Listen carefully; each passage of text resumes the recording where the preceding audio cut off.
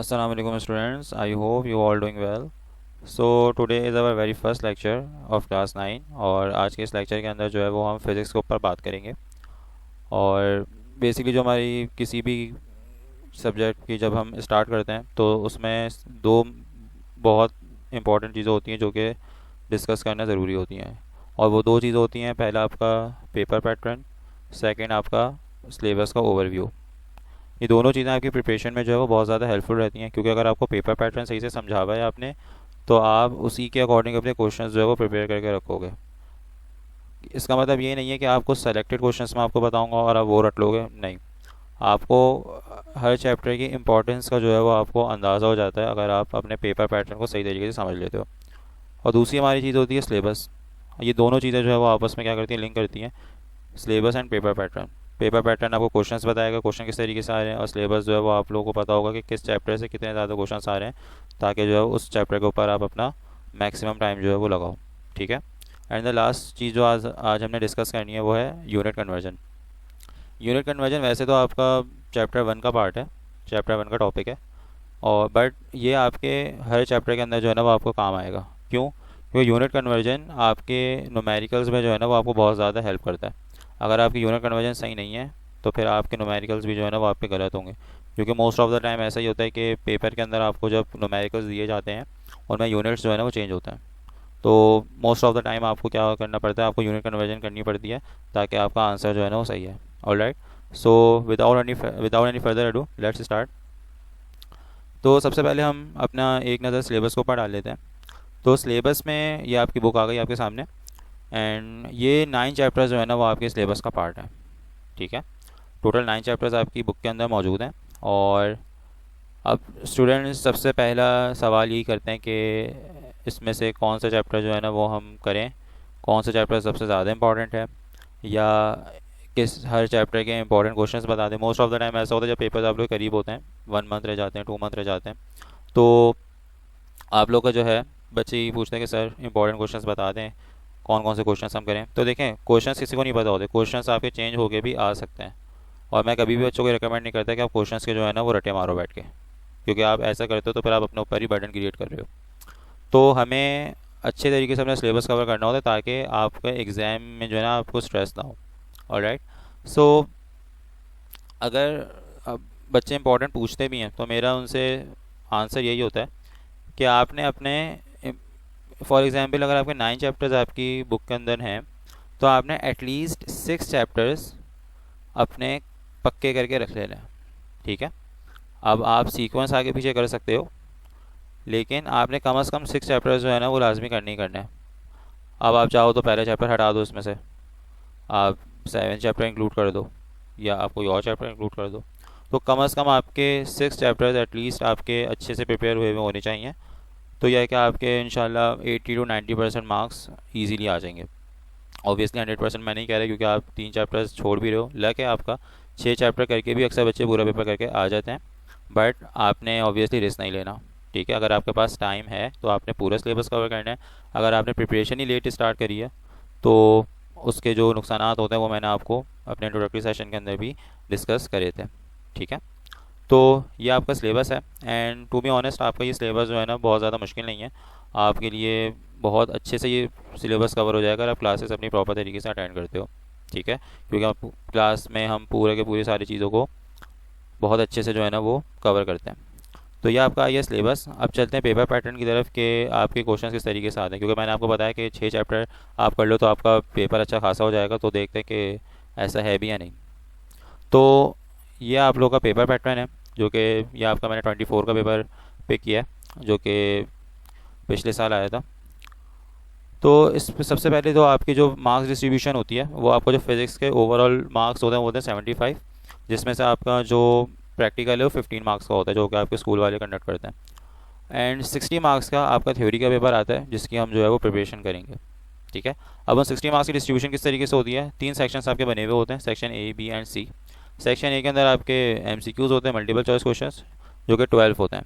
12 multiple choice questions आपके first section में होंगे, that is section A. And her MCQ का 1 मार्क होता है। तो टोटल आपके 12 मार्क्स बन जाते हैं 12 एमसीक्यूज़ के। अब ये जो 12 एमसीक्यूज़ हैं ये आपके तकरीबन हर चैप्टर से जो है ना वो कुछ ना कुछ छोटे छोटे आपको एमसीक्यू दे दिए जाते हैं, जो कि बहुत आसान होते हैं, ज़्यादा मुश्किल नहीं होता। अगर आपने कॉन्सेप्ट क्लियर है, बेसिक कॉन्सेप्ट आपके क्लियर है, तो फिर आपको कोई मसला नहीं होता एमसीक्यूज़ के अंदर। और एमसीक्यूज़ आपके बहुत इंपॉर्टेंट रोल प्ले करते हैं अगर आपको अपनी अच्छी परसेंटेज लेकर आनी है, क्योंकि बच्चे अक्सर क्या करते हैं, एमसीक्यूज़ को पता है तवज्जो नहीं देते कि वो तो हो जाएंगे या तुक्के मार देंगे। तो ऐसा नहीं करें, क्योंकि एमसीक्यूज़ आपके परसेंटेज उठा भी सकते हैं और गिरा भी सकते हैं। तो इसके ऊपर हम फर्दर बात करेंगे जब हम अपने टॉपिक्स पढ़ रहे होंगे। फिर आपके पास आ जाता है section B. Section B and C दोनों आपके 24 मार्क्स के होते हैं। और सेक्शन बी के अंदर आपको 12 क्वेश्चंस दिए जाएंगे, जिसमें से आपको 8 अटैम्प्ट करने होंगे। ठीक है, 4 क्वेश्चन की आपके पास चॉइस है। एंड सेक्शन सी के अंदर आपको 6 क्वेश्चंस दिए जाएंगे, जिसमें से आपको 4 अटैम्प्ट करने होंगे। 2 क्वेश्चन आप छोड़ सकते हो चॉइस के ऊपर। अब जो है थोड़ा सा सेक्शन बी को थोड़ा सा डिटेल में डिस्कस करते हैं, क्योंकि ये आपका इंपॉर्टेंट सेक्शन है। तो अगर हम देखें तो आपके यहाँ पे थ्योरी के भी क्वेश्चन हैं, न्यूमेरिकल के भी क्वेश्चन हैं। न्यूमेरिकल के अगर मैं क्वेश्चन देखूँ यहाँ पे, तो ये 1 2 3 4 5 एंड 6, 6 क्वेश्चन जो है ना वो आपके इसमें न्यूमेरिकल से रिलेटेड हैं। तो यानी इससे क्लियरली आपको पता चलता है कि न्यूमेरिकल से आप भाग नहीं सकते फिजिक्स के अंदर। आपको 8 क्वेश्चंस करने हैं, जिसमें से 6 आपके क्या आ रहे हैं, न्यूमेरिकल आ रहे हैं। तो अगर आपने न्यूमेरिकल ढंग से कर लिए तो फिर आपको थ्योरी में इतनी ज़्यादा मेहनत करने की ज़रूरत नहीं पड़ेगी। ठीक है, थोड़ी बहुत थ्योरी आपको करनी पड़ेगी ऑब्वियसली, बाकी आपके न्यूमेरिकल से इजीली जो है ना वो आपके मार्क्स निकल सकते हैं। और न्यूमेरिकल अटैम्प्ट करने का फ़ायदा ये होता है कि न्यूमेरिकल में आपके मार्क्स नहीं कटते। अगर आपने सही न्यूमेरिकल किया तो आपको पूरे पूरे मार्क्स मिल जाएंगे। ठीक है। एंड जो थ्योरी के आप अटैम्प्ट करते हो ऑब्वियसली उसमें कभी आपके राइटिंग के मार्क्स कट जाते हैं, कभी कुछ एग्जामिनर काट लेता है आपका जो पेपर चेकर होता है। तो बट ये कि न्यूमेरिकल में आपको पूरे पूरे मार्क्स मिल जाते हैं। और एक आध न्यूमेरिकल का थोड़ा मुश्किल आ भी गए तो एटलीस्ट आपके 5 न्यूमेरिकल तो आपके हो ही जाएंगे, और इतने मुश्किल नहीं आते, आसान होते हैं। और अब ज़रा बात करते हैं कि अगर आपने फॉर सपोज 6 चैप्टर करके आए हो, तैयारी करी है आपने, फॉर सपोज मैं मान लूँ आपने शुरू के 6 चैप्टर जो है ना वो प्रिपेयर करे हुए अपने एग्ज़ाम के लिए, तो देखते हैं ज़रा आपके कितने क्वेश्चन जो है ना वो आपके इसमें से निकल सकते हैं। तो फर्स्ट क्वेश्चन आपका पहले चैप्टर से ही है, ये आपका हो जाएगा। ये आपका थर्ड चैप्टर से है, ये आपका आगे के चैप्टर से है, स्टेट्स ऑफ मैटर का क्वेश्चन है, ये भी आपका नहीं है, ये भी आपका नहीं है।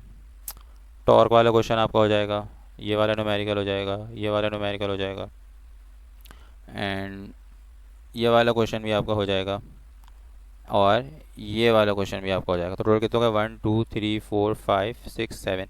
तो 7 क्वेश्चन जो है ना वो आपके इसमें से हो गए। कैसे हुए, हमने माना कि हमने जो प्रिपरेशन की है वो हमने शुरू के 6 चैप्टर करके गए। ठीक है। अब मान लो फॉर एग्जांपल अगर आपने फर्स्ट चैप्टर नहीं किया तो फिर आप उसकी जगह कोई और चैप्टर कर सकते हो। फॉर एग्जांपल आपने एनर्जी वाला चैप्टर कर लिया तो आपको ये वाला क्वेश्चन निकल जाएगा। ठीक है। तो इसीलिए मैंने आपको बोला कि मिनिमम 6 क्वेश्चन आपके हुए हुए होने चाहिए। और फॉर एग्जांपल अगर मैं मान लूँ आपने पहला चैप्टर नहीं करा और अगर आपने एनर्जी वाला चैप्टर कर लिया, ठीक है, तो फिर आपका ये वाला क्वेश्चन भी निकल जाएगा और आपका ये वाली डेरिवेशन भी निकल जाएगी। तो आपके टोटल 8 क्वेश्चन अटैम्प्ट हो गए। ठीक है। तो ये मैंने आपको रफली आइडिया दिया है कि आपने अगर 6 चैप्टर कम अज़ कम कर लिए तो आपका अच्छा खासा पेपर हो जाएगा। बट रिकमेंड यही है कि आप 100% तैयारी करो। ये जस्ट फॉर उन बच्चों के लिए है जो एंड टाइम पे अपनी प्रिपरेशन शुरू करते हैं। ठीक है। तो अगर वो एंड टाइम पे मेरा ये लेक्चर देख रहे हैं तो उनके लिए ये मशवरा है कि वो कम अज़ कम कोई 6 चैप्टर अच्छे से प्रिपेयर कर लें। अब बात करते हैं हम अपने सेक्शन सी के ऊपर। सेक्शन सी में आपको 6 क्वेश्चन दिए जाएंगे, लॉन्ग क्वेश्चन, और उसमें 4 अटैम्प्ट करने होते हैं। एंड अगेन आपके ये जो क्वेश्चन हैं, अगर मैं दोबारा से ये सपोज़ करके चलूँ कि हमने 6 चैप्टर करें, तो आपका ये वाला क्वेश्चन हो गया, आपका ये वाला क्वेश्चन हो गया, आपका ये वाला क्वेश्चन हो गया, आपका ये वाला क्वेश्चन हो गया, तो 4 लॉन्ग आपके निकल गए। तो ये एक तरीके से इंपॉर्टेंट है मेरी तरफ से कि अगर आप 6 चैप्टर कर लो तो आपका मैक्सिमम पेपर हो जाएगा, 90%, 80 to 90% पेपर आपका इजीली हो जाएगा। तो ये हमारा पेपर पैटर्न था। ये इसीलिए मैंने आपको बताया था कि जब आप प्रिपरेशन करो अपनी, तो फिर आप इन इंपॉर्टेंट फैक्टर्स को माइंड में रखो कि आपने पेपर में मैक्सिमम मार्क्स इस तरीके से स्कोर करने, ताकि आपके ऊपर ज़्यादा बर्डन भी ना पड़े और आपके मार्क्स भी अच्छे से अच्छे आएँ। ठीक है। हम तो बाकी ओवरऑल पूरे सिलेबस कवर करेंगे, हर चैप्टर को बहुत डिटेल में जाके कवर करेंगे, तो आप लोगों को इंशाल्लाह कोई इशू नहीं होगा। तो ये हमने अपनी 2 चीज़ें डिस्कस कर ली। एक हमने अपना पेपर पैटर्न देख लिया और सेकंड हमने अपना सिलेबस का ओवरव्यू कर लिया। नेक्स्ट चीज़ जो हमारे पास है वो है यूनिट कन्वर्जन, जो कि आपको न्यूमेरिकल्स में बहुत ज़्यादा हेल्पफुल रहेगी। तो यूनिट कन्वर्जन की हमें नीड क्यों पड़ी? तो इसका रीज़न ये है कि हर क्वांटिटी को मेजर करने के बहुत सारे यूनिट्स होते हैं। अब न्यूमेरिकल में आपको कोई एक क्वांटिटी तो देते नहीं है, आपको दो से तीन चीज़ें देंगे और आपको कोई एक चीज़ मालूम करनी होगी। फॉर एग्जांपल आपको स्पीड मालूम करनी है और आपको डिस्टेंस और टाइम दिया हुआ है। ठीक है, डिस्टेंस यानी आपकी लेंथ हो गई। तो इसके ऊपर भी हम बात करेंगे कि क्वांटिटीज़ के ऊपर अलग से टॉपिक है आपका चैप्टर 1 का। फिलहाल हम सिर्फ यूनिट कन्वर्जन के ऊपर फोकस कर रहे हैं। तो आपको दो चीज़ें दे दी, एक डिस्टेंस दे दी और एक टाइम दे दिया। अब टाइम आप आवर में भी मेजर करते हो, आप मिनट्स में भी मेजर करते हो, आप सेकंड में भी मेजर करते हो। तो आ, आप अपनी मर्ज़ी से कोई यूनिट नहीं रख सकते। फॉर एग्जांपल आपकी मर्ज़ी, आपको अच्छा लगा आपने मिनट में रख दिया, आपको अच्छा लगा आपने सेकंड में रख दिया। तो दिस इज़ नॉट गुड। आपको एक स्टैंडर्ड फॉलो करना पड़ता है जिसे एसआई यूनिट बोलते हैं। न्यूमेरिकल में ये मैंडेटरी होता है कि आप एसआई यूनिट को फॉलो करो, तो आपका आंसर जो है ना वो सही आएगा। यानी आपने हर चीज़ एसआई यूनिट में जो है ना वो रखनी है। एसआई का मतलब होता है सिस्टम इंटरनेशनल। तो आपने हर क्वांटिटी का जो यूनिट रखना है वो एसआई यूनिट रखना है, तो आपका आंसर जो है ना वो सही आएगा। तो सबसे पहले हम लेंथ की बात करते हैं। तीन यूनिट्स हमने देखने हैं। सबसे पहले हम लेंथ की बात करेंगे, फिर हम मास की बात करेंगे, फिर हम टाइम की बात करेंगे। ये तीन मोस्ट इंपॉर्टेंट है जो अभी हम डिस्कस करेंगे। तो लेंथ फॉर एग्जांपल आप किलोमीटर में भी मेजर करते हो, लेंथ को आप मीटर में भी मेजर करते हो, लेंथ को आप सेंटीमीटर में भी मेजर करते हो। और भी बहुत सारे यूनिट्स होते हैं। फॉर एग्जांपल हम अपनी हाइट फुट में मेजर करते हैं, फुट एंड इंचेस के अंदर, वो भी एक तो लेंथ ही है ना एक तरीके से। तो और भी बहुत सारे यूनिट होते हैं। तो ये तीन मेजर हैं जो कि आपको न्यूमेरिकल में बहुत ज़्यादा काम आएंगे। तो आपको सबसे पहले अगर इनमें आपस में कन्वर्जन करनी है, फॉर एग्जांपल आपको न्यूमेरिकल में लेंथ आपको किलोमीटर में दी हुई है, आपने उसको मीटर में कन्वर्ट करना है, तो आप कैसे करोगे? या आपको फॉर एग्जांपल सेंटीमीटर में दे दिया, आपने उसको मीटर में कन्वर्ट करना है, क्योंकि ऐसा यूनिट जो होता है ना आपका वो मीटर होता है। यानी अगर आपने न्यूमेरिकल में मीटर के अलावा कोई किसी यूनिट में आपको लेंथ दी हुई है तो आपने उसको मीटर में कन्वर्ट करना है पहले, देन फिर आपने उसको यूज़ करना है। सो कन्वर्जन किस तरीके से होती है? कन्वर्जन में सबसे पहले आपको बेस कंडीशन पता होनी चाहिए। क्या आपके फॉर एग्जांपल 1 किलोमीटर में कितने मीटर्स होते हैं या 1 मीटर में कितने सेंटीमीटर होते हैं। तो बेस कंडीशन 1 की कंडीशन आपको पता होनी चाहिए। तो सबसे पहले मैं यहाँ पे मेंशन कर देता हूँ कि 1 किलोमीटर के अंदर किलो का मतलब ही 1000 होता है। तो किलो हटा देंगे तो 1000 आ जाएगा और मीटर अपनी जगह पे रहेगा।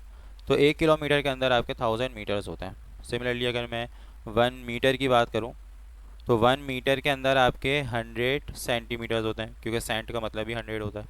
ठीक है। तो एक और चीज़ आ गई हमारे पास।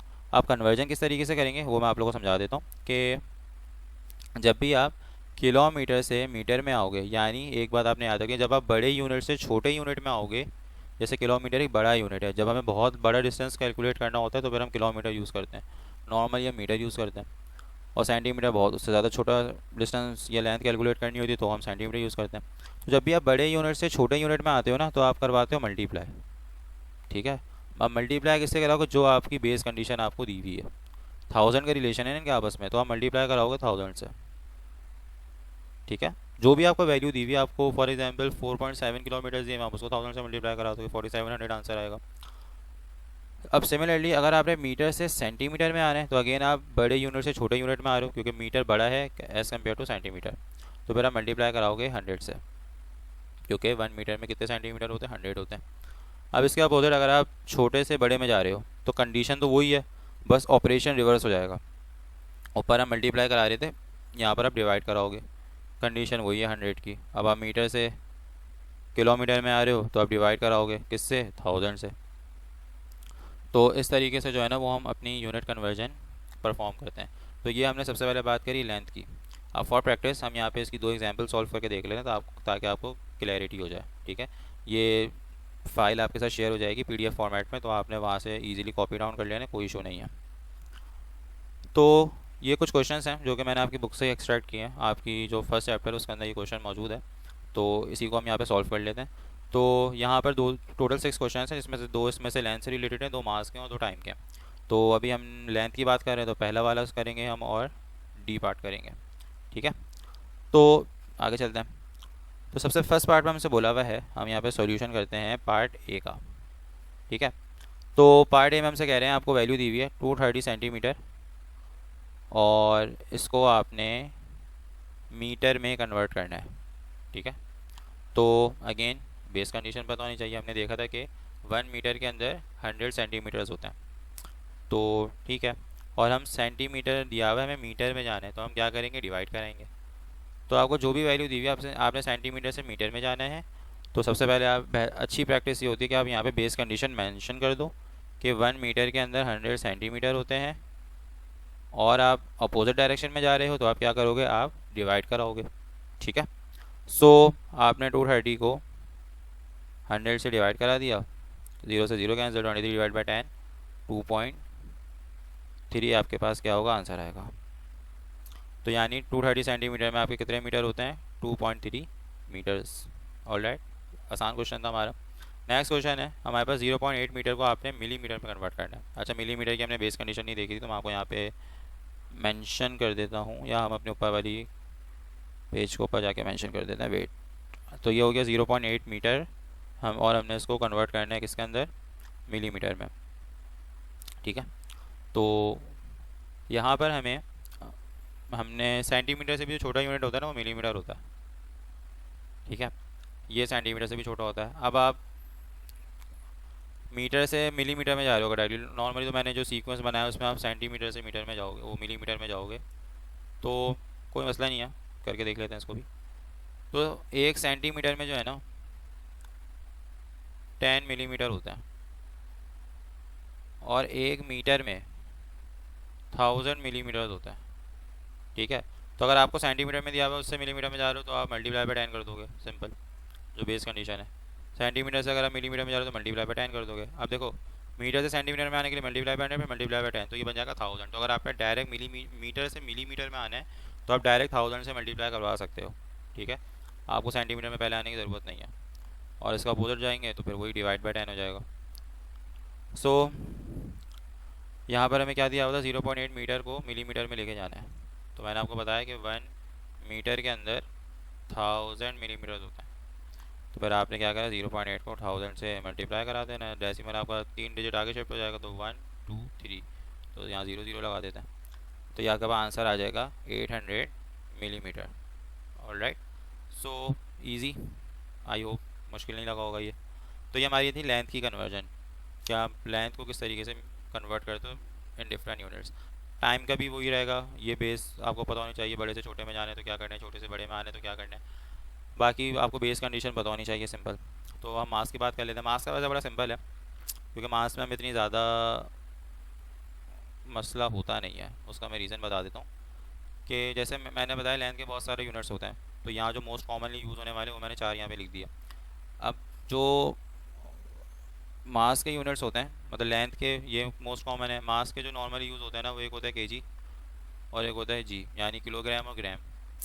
अब किलो का मैंने आप जैसे आपको बताया कि 1000 मतलब होता है, तो यानी 1 kg में आपके 1000 ग्राम्स होंगे।